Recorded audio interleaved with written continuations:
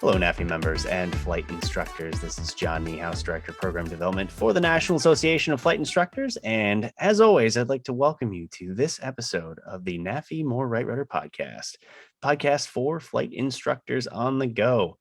And today I'm very happy because I have a special guest, and my guest here is Beth Stanton. Now, you may or may not know, Beth is the brand new Director of Publications and Editor for the National Association of Flight Instructors.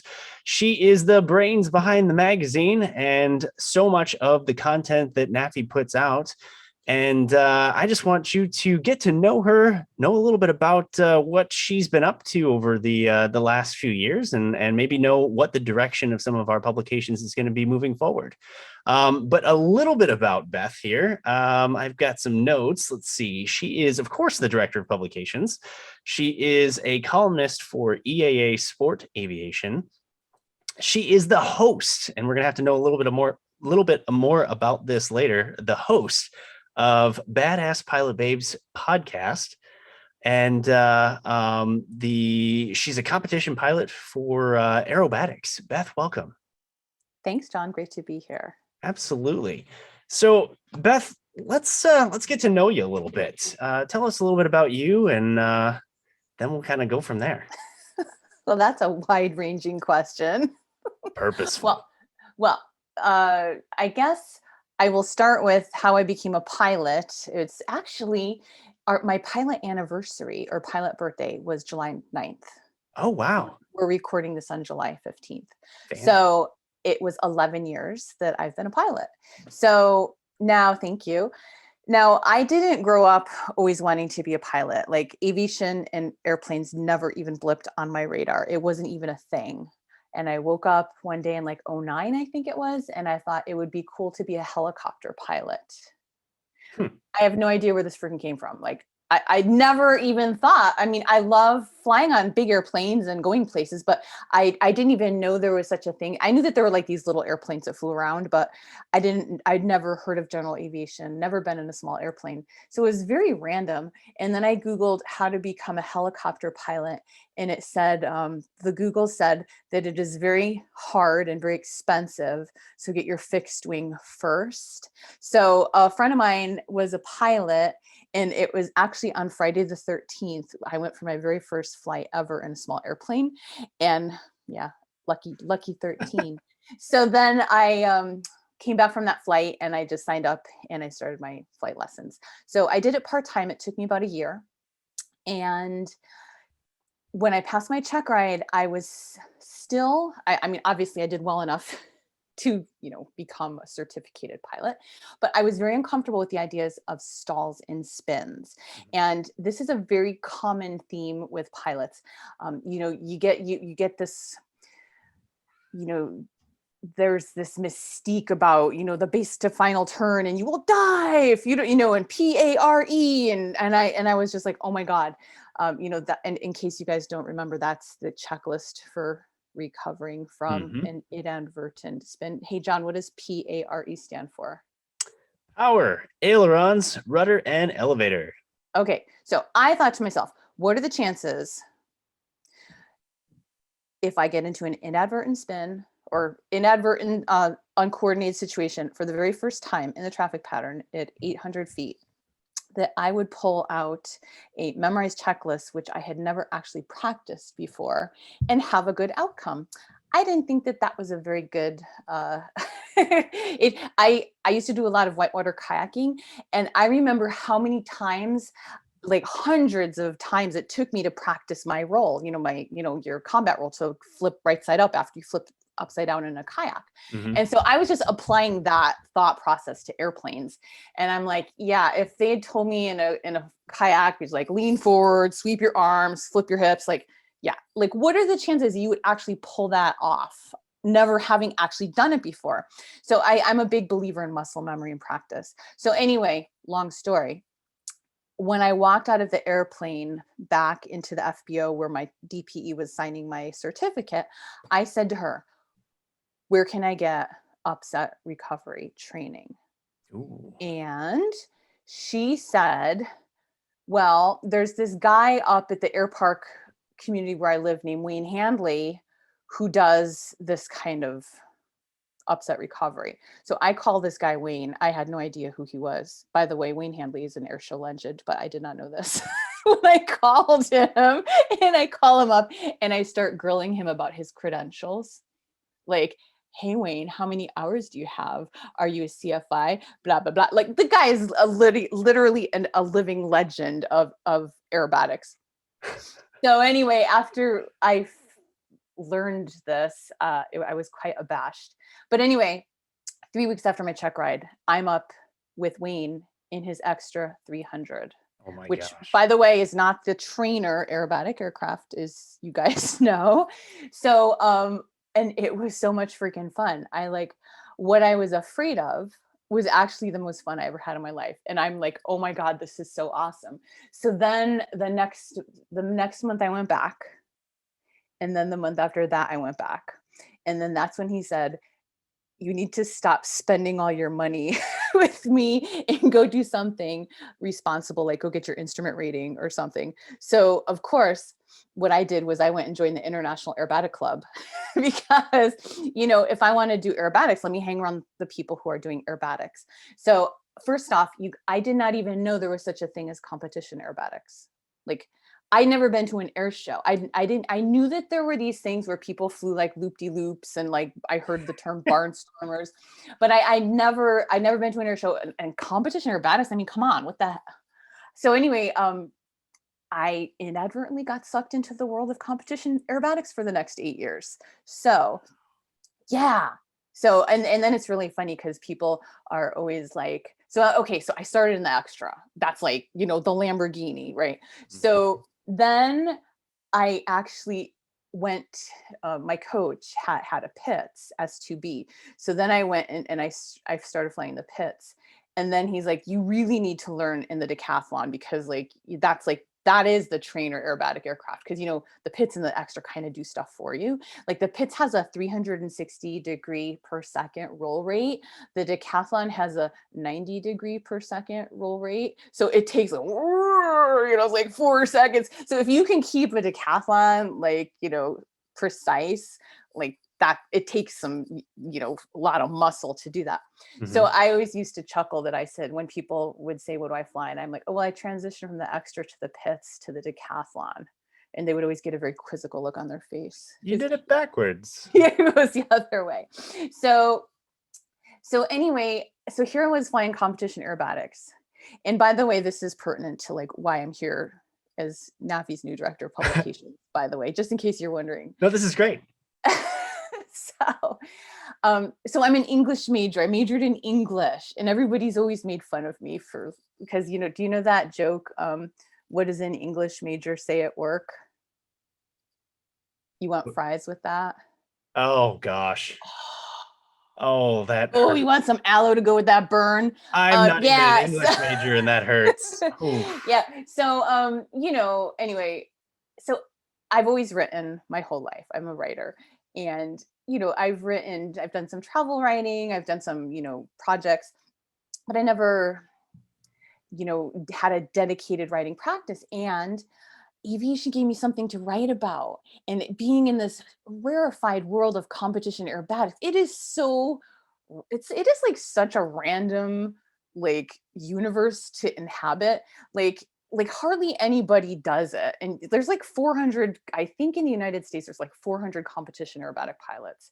I mean, there's not a lot, but there's a lot of passion there, and a lot of type A++ personalities and ego and drive and passion and all this kind of stuff. So it was quite a trip to kind of like be sort of inhabiting this world. So their EAA, as you mentioned earlier, one of the divisions of EAA is IAC, which is the International Aerobatic Club. EAA has IAC, it has Vintage Warbirds, Experimenter. There's, different umbrella spokes there. I'm mixing my metaphors. Anyway, Sport Aerobatics magazine, I reached out to the then editor of Sport Aerobatics magazine, And by the way, you guys, this is going to be, just pause here because I'm going to be making an ask in a little bit. I reached out to him and I said, hey, I'd like to write a column for the magazine.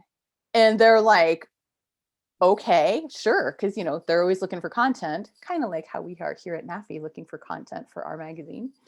So I authored this column for 5 years, and the name of the column was Brilliance and Buffoonery. Because flying competition aerobatics, 1 second you are brilliant and the next it can be abject buffoonery, and you have to kind of figure like how to reconcile that, because the highs can be very high and the lows can be very low. You can excel, and you could be well, I won't say it because this is polite company, but it could be a blank show sometimes. So anyway, I started writing this column, and actually it was writing this column that caught the eye of the director of publications at EAA. And he called me up and asked me if I'd be interested in writing for them. And so that is kind of how this whole ball got rolling with me in aviation writing. And actually, I was also thinking that my first, it's now coming up on 7 years, my very first article that I wrote for EAA was the cover issue of the July 2015 Sport Aviation magazine. Luca Bertosio, he's an Italian aerobatic glider pilot who was making his air show debut at Oshkosh that year. And after Jim and I got on the phone talking, and I'm like, well, what could I write about? And what do you want me to write? He just randomly asked as we were getting off the phone, hey, do you know Luca Bertosio? And what was so weird, John, is a couple months earlier, I had gone up to Williams Soaring Center in Williams, Arizona. I'm in California. And I had done aerobatic gliders. By the way, you guys, aerobatic gliders is a thing. I didn't know that was a thing either. And I actually met Luca there because when, it's winter, and he came to California to train in the winter. So like when Jim Busha from EAA asked me if I knew Luca Bertosio, like if he had asked me that like 2 months earlier, I'd been like, no, what are you talking about? So I guess, again, roundabout way is, you kind of put yourself out there, you face your fears, you say yes, you ask for things, and then the ball starts rolling. And this is how I am here now talking with you today. So that's a great story. And like you said, writing can be a scary thing, especially in our profession. So, it's always refreshing when new faces come in the door and offer new perspectives. And I'm sure, as an editor better than anybody else, that sometimes convincing people to share their cool stories can be tough, but it's always sort of rewarding when you finally get that sort of finished piece out there. Well, yes to all of that. So one of the first statement I get when I ask somebody, hey, would you consider, writing a story or sharing your story?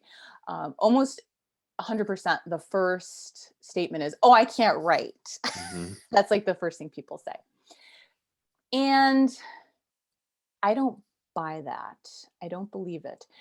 Okay, think about it. What is like the number one thing that pilots love to freaking do? They love to sit around and tell stories about flying. Okay, mm-hmm. It's called hangar flying, guys. Okay, it's a thing. So writing is just the typed version of hangar flying. So it's like we have our stories, and in aviation in particular, there's tribal knowledge, and we share this tribal knowledge. Again, like when I inhabited the world of aerobatics, the tribal knowledge is so important because it's such a niche endeavor. You just go one ring out to aviation in general. Again, tribal knowledge. Like look at what we do at NAFI. Mentoring each other. Telling stories and sharing our experiences. That is mentoring. Mm-hmm. What I don't know. Look up the definition of mentor. I guess I should look this up. But I'm guessing it would be something of passing along your knowledge to the next generation. Yep. Right. So sharing our stories is so important. So when I got my pilot's license, it wasn't like I was 18 or 20 years old going, oh, hey, I'm going to become a pilot and have this be my career. No, I was a woman of a certain age who was an English major who had never been in an airplane before, majored in English because I was afraid of math and science, not good with machines and technology or directions. Like I couldn't read a freaking map.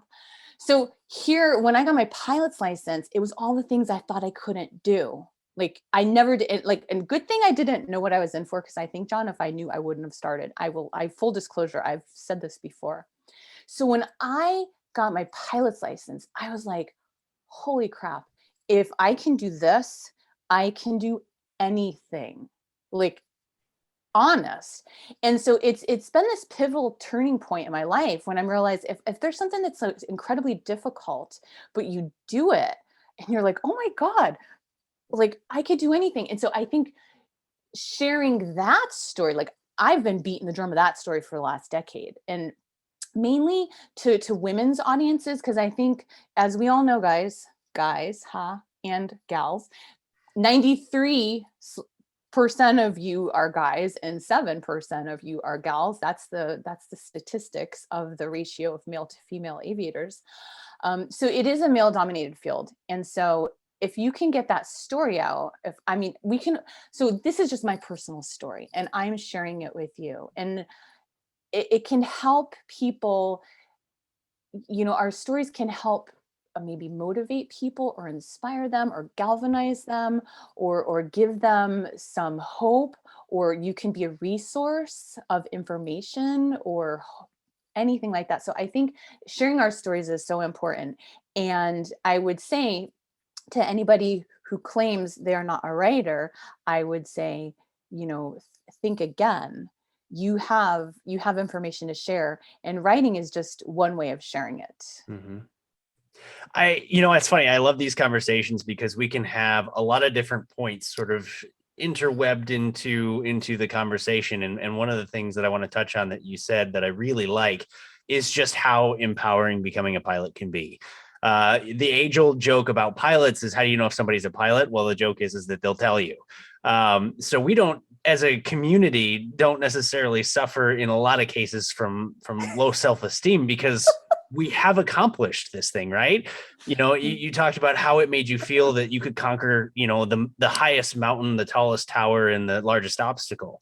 I've always found that to be the case because it is hard. It is difficult. It does take a lot of work. And it really makes you feel great at the end of it. And being able to share that within our own community, especially through NAFI, to be able to say that not only does it feel great to having accomplished this yourself, but it feels even better to help other people feel that as well. Mm-hmm. And so that's one of the things as a flight instructor myself that I really like. And being able to hear those stories through the NAFI publications and what we're doing right now, I think is a huge asset to the community.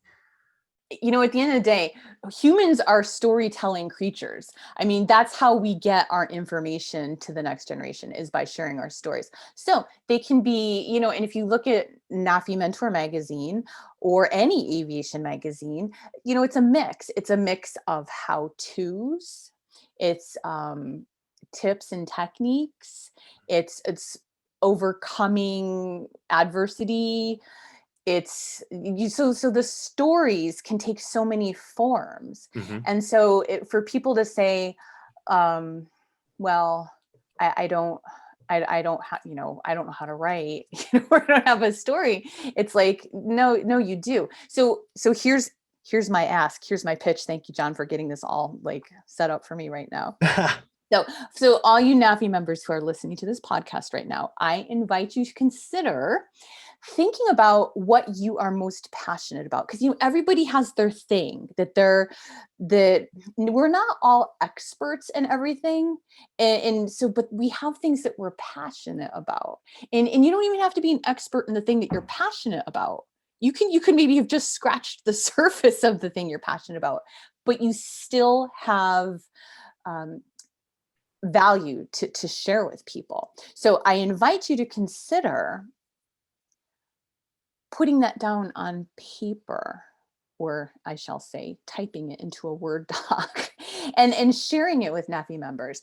And for those of you who say, oh, Beth, I can't write, this is why God invented editors, people. Okay. So you write what you write, and then the editors will polish it into some beautiful perfection. And then we can put it in the magazine for all to share. And I think it's so important. And by the way, I've also told people sometimes it's easier for people to talk. I always say, like, put your friggin' iPhone on voice recorder and talk into it. Just talk. And then there's voice transcription software, and then there's your story. So there's like different ways that you can approach this.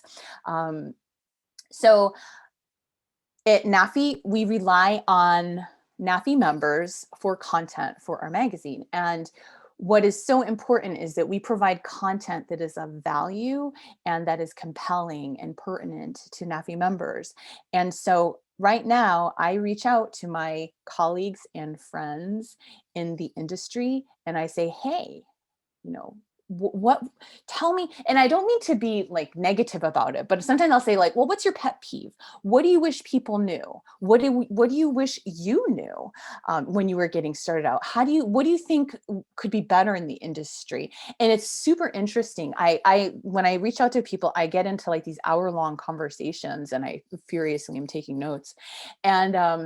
And then at the end, so if you guys get a call from me, beware that this is coming. And then at the end, I kind of go through my notes and I sort of see what they said. And I'm like, hey, John, would you be willing to consider writing a story about blank? And 100% everyone has said yes. So I think that if you have something that's like your little pet, I don't want to say pet peeve, but your pet, what's the word I'm looking for? Your pet passion. Let's say that. Yeah, your pet project. So what your pet project is, your pet passion. How about you share that with us? Because people will be really interested to learn about it. And I think it's cool because I think the core function of NAFI is to be a way of promoting the cool things that our members do and know and say. And I think a lot of the NAFI publications are that great way to put that member on the pedestal and say, this person came up with this cool thing. They whether that's an article or a technique or just a viewpoint, it's a way to highlight the efforts that our members have, because NAFI wouldn't be anything without our members doing cool stuff. And so I really like how the magazine has been positioned that way and some of the other things that we do. But back to you. So we know a little bit more about you, right? But how did you become the director of publication for NAFI? Where did you originally meet our illustrious alumni, David Hipschman, our former editor? Well, aviation is a very small world, as you know, and it's hardly any degrees of separation in any facet of aviation. Then when you get into aviation writing / journalism / publications, the circle gets even smaller and tighter. So I originally met David at AirVenture a number of years ago. David was editor of the San Francisco Chronicle, I believe. I mean, like he's like legit, like he's legit. He's like the publisher. Like you look up like in the dictionary, like journalism guy that's been doing it his whole life. Like there's a picture of David Hipschman. So and I'll stop you real quick for 1 second. For those that don't know, David Hipschman was editor. He started back in, and Beth, I think was it 2011? Mm-hmm. Yeah, so he's been our editor since 2011. He took over for our editor before him, Greg Laszlo. And David he's kind of this magic man editor. I mean, this guy has done everything. Like you said, he used to work for some major newspapers. He was a police detective for a while. I mean, the guy has done a little bit of everything. He was a sailboat captain, a NAFI editor, a pilot extraordinaire. I mean, man of many hats. So for those that don't know, David has been steering the mentorship for quite a while, and you come very, very highly recommended. So I'll let you finish the story. Sorry. Well, no, thank you for that. Because yeah, David, So I've known David now for, oh gosh, like 7 or 8 years. And we instantly really both liked each other. And you know how it is once you meet somebody in aviation, even if you only see him once a year or, talk to him occasionally on the phone, you just have that bond. And so over the years, David and I have kept, we've become friends, and I would call him. And one of the things, kind of to go back to our mentor theme, is that David himself is a wonderful mentor, and he's so willing to help. So over the years, I was getting started in aviation writing. I would call him and I'd say, hey, David, blah, blah, blah, ask him questions or ask him for advice. And he was not only he made himself readily available with expert advice, he was happy to do it. I just spoke with him. Actually, it was on July 1st was the official day that I took over. So I took over as eMentor editor back in January. And then I officially came on board as director of publications July 1st. And he and I had a conversation on the phone that day. It was like, I said, how does it feel to pass the torch? And he made a comment in that phone conversation, and he says, he said, I really, you kind of like, what am I here for? What is the meaning of life? Like, why am I here? And he was, I think I'm here. And I don't know if the word mentor was the word he used, but he's here. He said, I'm here to help people. I'm here to connect people. I'm here to help people. And I'm here to and I totally 100% agree with him. And so it was actually last fall. So last October of 2021, he was considering retiring. He's been doing this position for 11 years, and he and his wife bought a lovely acreage in Maine, and fixing up the cabin and the land, and he just kind of wanted to retire and move on to the next part of his life. So he brought up to me if I would be interested in considering this position. And so obviously the answer to that is yes, here I am. And so, it's been wonderful. And I'm so grateful for him for connecting me with NAFI. And I think I started talking with Karen and Paul back in the fall of last year. And from the very beginning, I've just been really impressed with the organization. I think, and I wrote an article for the July-August issue of Mentor, sort of giving a little bit about me, and then looking back at NAFI's 55-year legacy, since this year's the 55th anniversary of NAFI. I had been at David's home. I was back. I'm originally from the East Coast, so I was visiting family in Connecticut, and I knew David and Dory just had, bought a place up in Maine. So I drove up to Maine and saw their place and hung out with them. And that's when he proposed, if I would want to have this position. And I was familiar with NAFI. I'd actually been to the NAFI breakfast at AirVenture years ago. I met Bob and hung out with those guys. And so David sent me home with a stack of Mentor magazines. He goes, well, here's a bunch of magazines. And so the whole flight home, I sat there and read, article after article after article in Mentor magazine. And that's when I'm like, I'm really impressed with these guys. These guys are legit. They are passionate. They're professional. They have their heads screwed on straight.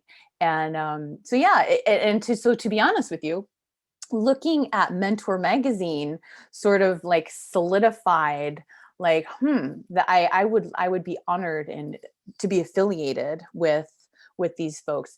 And I was talking with Ken Hoffman. I interviewed Ken. Ken was one of the founding members of NAFI.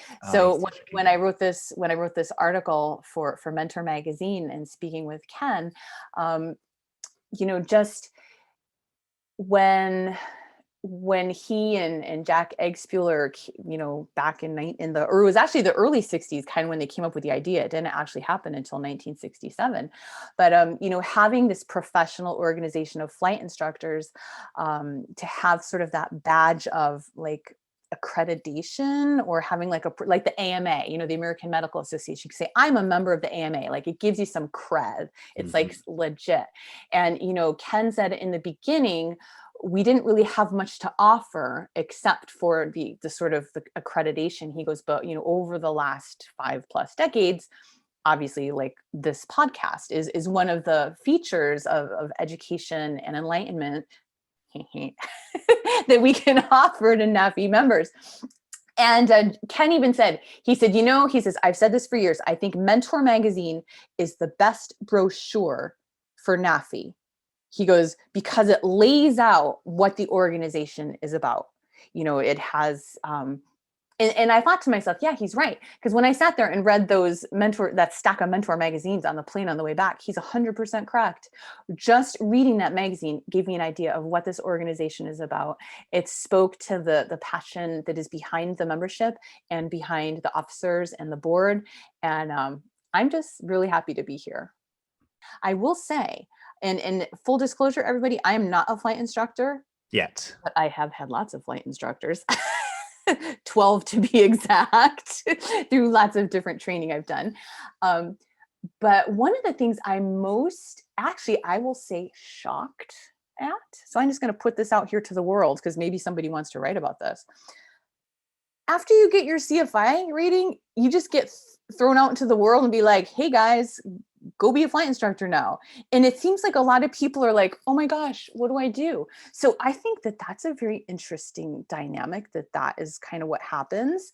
So many new flight instructors tell me that, they kind of have to figure it out as they go. So this is the importance of mentoring and passing along that tribal knowledge to kind of, because, when we all first start doing something, that saying, fake it till you make it, we've all heard that.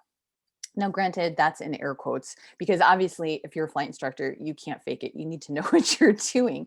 But there's always that beginning, and you were talking about confidence earlier, and I want to kind of come back to that. You were saying something about pilots don't seem to lack too much confidence. And you are correct. And even the most confident person can have areas where they feel less than. Yeah.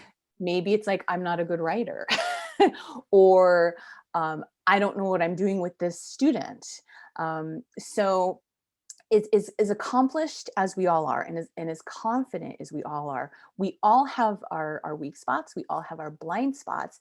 And this is where it's so important that we can put our egos to the side and we can ask for help. And we can say, hey, I don't know how to do this. Can somebody please help me? Like, that is so important. Like, I've spent a lot of my life being like, oh, I got it all. I got everything. I don't need help. I got this, trying to like be all like, yeah, no, I don't do that anymore. Now I am so humble. I'm just like, I don't know how to do any of this. Please help me. Please, please, please. Like when I launched my podcast last August, I had no freaking clue how to do, by the way, getting my pilot's license, I think I always said that was the hardest thing I'd ever done in my life. Launching that podcast, I think, is almost equal to that because I didn't know how to use the software to edit things. It was a huge learning curve. Oh yeah. So I think being humble and asking for help, because you know what, you guys, people will fall all over themselves to help you. If you ask from a genuine place, people want to freaking help you, like they do. And so just make yourself vulnerable, like make yourself humble. Say, hey, I don't know how to do this. How did you do this? Can you help me? And so that is what NAFI and the mentoring mentality behind NAFI is what it's all about. And yeah, we can all kind of want to look, like we know it all, but we don't. And so it's okay to ask for help. Yeah, absolutely. And I'm glad you mentioned this podcast because I definitely want to circle back to this. So the Badass Pilot Babes podcast. Ooh, there it is. Okay. Product placement. So where did this podcast come from? What's it about? And where do people find it? Okay, well, this is kind of a funny story because I, as an innovation columnist for EAA, for the last 7 years, once a month, so do the math, 72-ish columns that I've written about innovative aerospace technology. And I thought, oh man, it would be really cool to start an aerospace innovation podcast because I've been talking to all these guys for the last 7 years. I could like twist their arm and make them be on my show. And then I thought, well, I also know a lot of really amazing female pilots that also do really cool things. It's very inspiring. So I thought, well, maybe I'll have a leg of my aerospace innovation column be like cool women pilots. And I had I ran this idea by a bunch of people, and the conclusion was is these are really two different podcasts. Like I couldn't make one be a leg under the other. So a friend of mine advised, he goes, well, this is two separate podcasts. Go with the one that has more juice. And the one that had more juice was the female aviation podcast one. Plus, I thought it would be a little bit easier just because, it's because I'm a female pilot. So anyway, but then I had to come up with a title. And so like, I was like workshopping with like a bunch of my writer friends, and I'm like, what is the title? And of course, like anything, you guys, when you have like the title to something, you're like, well, of course that's the title. How could it have been anything but that? It took like months of iteration before I came up with this title. So anyway, so here I took it. So Badass Pilot Babes podcast. Love it. And it's pretty much found on any podcast app. You could find it, or just type in Badass Pilot Babes podcast. And so what it does is this podcast, it features the work and play of female aviators, because there's so many facets to aviation, as we all know that. So I have had women on the show that are racers at Reno, that are corporate jet jocks, that are aerobatic pilots, that fly backcountry flying, that are innovators and aerospace company owners, that are AMPs, that have built airplanes. So pretty much any facet of aviation. I actually recently interviewed Bev Weintraub, who wrote a book about the first female naval aviators. So I've had authors, pilots, just running the whole spectrum. So I will say that the podcast has been on a hiatus since around the time that I started my NAFI work, because, that learning curve was there. So I'm actually getting ready to sort of rev the podcast back up again. I have 3 interviews in the can that I'm editing, and I'm going to launch Bev's. Okay, so since I'm saying this now, I have to do it. Bev Weintraub's. I'm going to drop that episode while we're at Oshkosh, and we're going to do like an Instagram and Facebook Live sort of dropping of that podcast episode. Oh, that's awesome. So it's exciting. There's always so many balls in the air, and sometimes, I call them glass balls and rubber balls, and you can let the rubber balls bounce, and you got to keep the glass balls in the air. But then sometimes those rubber balls turn into glass balls.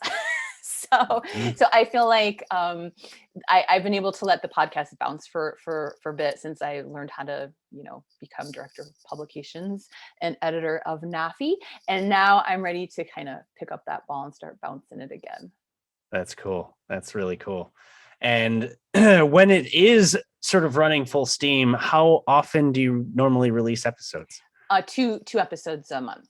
Excellent. Okay. Very cool. Yeah. Beth, as we start to sort of wind this down, do you have any sort of messages for members? Anything you want to say to them moving forward in terms of, the direction of the magazine or the content? Any cool spin you plan to put on things? Well, actually, I do have a couple of cool things that are still embargoed at the moment. So I have some interesting, fun, awesome ideas that are going to become features in upcoming NAFI publications. Okay. So, but I'm gonna keep that on the down low for now. But what I would like to say is, as I said earlier, is NAFI Publications depends on NAFI members to contribute their tribal knowledge and their information. So we are always looking for that type of information. So you can always reach out to me directly at bstanton@nafinet.org. You just shoot me an email. I may be hunting you down. So if you see my email coming through, you may know what that's about. But I think at the end of the day, it's really rewarding. And I will tell you guys this, I don't pretend that writing is not without effort. It is, and it can be challenging. And we talked about that whole confidence thing. And there's nothing like telling somebody, hey, would you like to write something that like deer in the headlights, like, oh my God, I'm going to be like exposed. I actually just had a very accomplished pilot in person write an article for NAFI. And when it was submitted, there was some derogatory, like, oh, I hope this didn't suck too much. You know what I mean? So I understand that impulse is like, we're afraid to put ourselves out there. You know what I mean? It's like, oh my God, people are going to see. But I would encourage you to you're very, very brave people, NAFI members. You can do this. And I think I'm open to suggestions. So, we have NAFI publications to serve you, the NAFI members. So 100% open to feedback, to comments, to ideas. I'm not just sitting here in an ivory tower, just like decreeing stuff. Tell me what you want to hear. Tell me when something really lands with you. Please. What I would like to do is I would like to encourage a two-way dialogue, because when you get back to me, when you get to me, I'm going to get back to you. So tell me what you like. Tell me what could be shifted. Tell me what you think could be better. I am 100% open to that. And John and I were having a brief conversation before we started recording this, and we talked about how evolution is an incremental process. You don't look at some famous successful person. They didn't get there overnight. It took years, if not decades, for people to get to where they are. So we're always looking to improve. We are not like, we don't want to stagnate. If you're not improving, you're stagnating. So, give me your ideas and share them. I have an open door policy, open email policy. I look forward to meeting many of you at AirVenture, and feel free to bend my ear on topics that you feel is important to you. And we will do everything we can here at NAFI to help you get your ideas and your information out to NAFI members. Are we going to talk about the mentor issue? Only if you want to. We can talk about it. Well, we sent out an email. It's not like everybody doesn't know. So what she's referring to, folks, you guys all know. Yeah, if you don't know, Beth had a little bit of a snafu on the first issue, although admittedly wasn't anything that had to do with you, right? I had the unfortunate role of delivering the news, to which I believe I was hung up on at least twice. I hope I did it softly. I was too busy calling the printer. But Beth, why don't you tell the story of what happened? Well, so yes, thank you, John. So last Thursday morning, a week and a day ago, it's indelibly printed in my brain. I got a phone call from John, who was like, oh, hey, Beth, let's set up the interview for our podcast, and la, la, la, la, la. And then like 10 minutes into the conversation, he's like, oh, I noticed I got my box of Mentor magazines the other day. So, okay, you guys, the July-August issue was my inaugural issue that I soloed. David was watching over my shoulder, but it was the issue that I produced. I was so excited about it. It was so awesome. And I just was like so happy. And he told me that that the pages were printed out of order. And so I first was in shock, the stages of grief. I'm like, what? No. And so we FaceTimed. I'm still like in my pajamas and like drinking my coffee. And I'm like, my hair's everywhere. And John's like, here, look. And I'm like, ah. And so that's when I hung up on him and called the printer. And so basically there was a snafu on the printer's end where the pages got, for lack of a better term, kerfuffled. And they were horrified. This is a very respected and industry leading printer. And it was just simple human error. Nothing like this has ever happened before at this organization. So they immediately said, we're going to make it right. So they have actually, as of this morning, so a week and a day later, they have been reprinted. They're in binding, and they will start mailing out next week. So, which is the week before AirVenture. So who knows, maybe by the time you guys watch this podcast, you'll already have your in order edition of the July August issue of NAFI Mentor magazine. However, that collector's edition, which got mailed out, the first one is available for autograph. So if you bring it by AirVenture, I can sign it for you. So it was a really interesting situation, John, because of course, as you can imagine, here's my first issue and I want to knock it out of the park and I want to like put a good impression out there. And then this happened and it was just like, oh my God. So, it was a really good, interesting experience of like, how do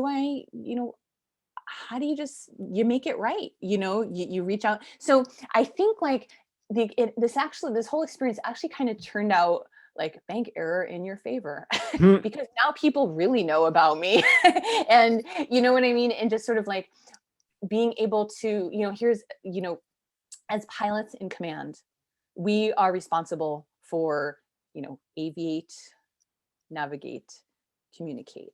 Like these are the things we do. So, when something happens, it goes sideways when you're in a flight. What do? You focus, you figure out the solution to the problem, and you expedite that solution. And so I just applied those. You talk about life lessons you learn being a pilot. Well, they could apply to lots of different areas of life.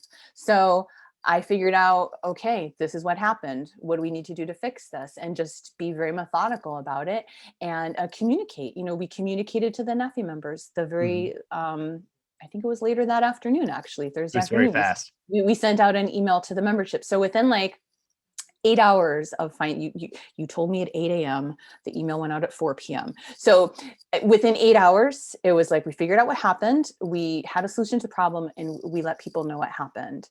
And, at the end of the day, did I wish it didn't happen? Well, yeah, but I don't know. At the end of the day, now we have a collector's item that, might be worth something someday. So, like that inverted Jenny stamp that was printed in 1918, that stamp had a Jenny aircraft printed inverted. That freaking stamp is worth $500,000. So, you never know. This collector's edition mentor.